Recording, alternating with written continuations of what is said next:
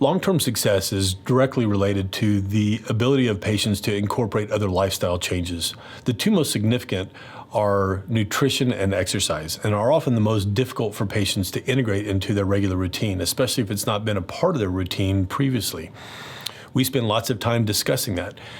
You've heard us say from the very beginning that weight loss surgery is not a cure. It's a tool. It's a very powerful tool and imparts and opens doors for you that nothing else has the ability to do. But when used by itself and without the adjunct of a multimodal process, patients are never as successful long-term as they want to be. Nutrition, the way that we lose weight is two reasons. Number one, calorie restriction, which the sleeve and the switch are giving us. But more importantly is the foods that we're eating. And what we're starting to see in America today is most of us, our bodies have lost the ability to burn its own fat. And it's become dependent on carbs.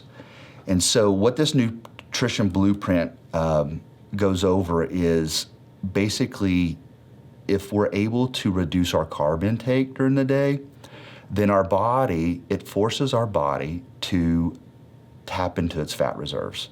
And so if we can get our carb intake down to 75 grams or less a day, that our body has to basically start burning fat. Most people's idea of nutrition is just eating less garbage, but it has to be more intentional than that.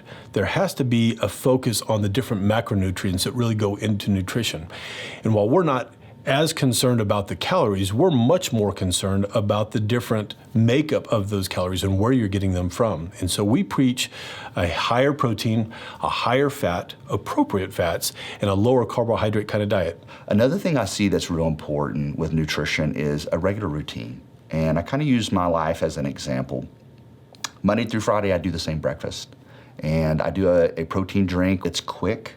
I can make that and be out the door in 5 minutes. It gets my day started correctly. For lunch, one thing I have been challenging myself is to bring my own lunch every day and basically lower carb foods. And then for dinner, my family, we've been doing lately HelloFresh. There's a lot of food services that are delivered that are whole foods, and teaching my little girls how to cook. And I think that's real important, trying to avoid eating out. Fitness plays an important role. Patients come in every day and say, I can't exercise. Well, if you can walk, you can exercise. But it takes somebody to evaluate you and help you understand what your limitations are, do a complete evaluation, and be able to customize our approach to fitness for you. It may be starting out at 5 minutes a day, and that's fine. 5 minutes a day will build to 10 minutes a day, will build to 15 minutes a day, and so on. But it's about a progressive type of approach to fitness. It's about incorporating that into your regular everyday life that is the most important. Our philosophy here is we don't particularly push any one type of activity. If you're not a marathon runner, don't run marathons. If you're not Arnold Schwarzenegger, don't spend 2 hours in the gym.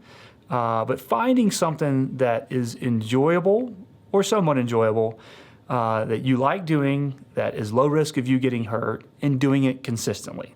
If at 3 months that's walking, develop a walking plan.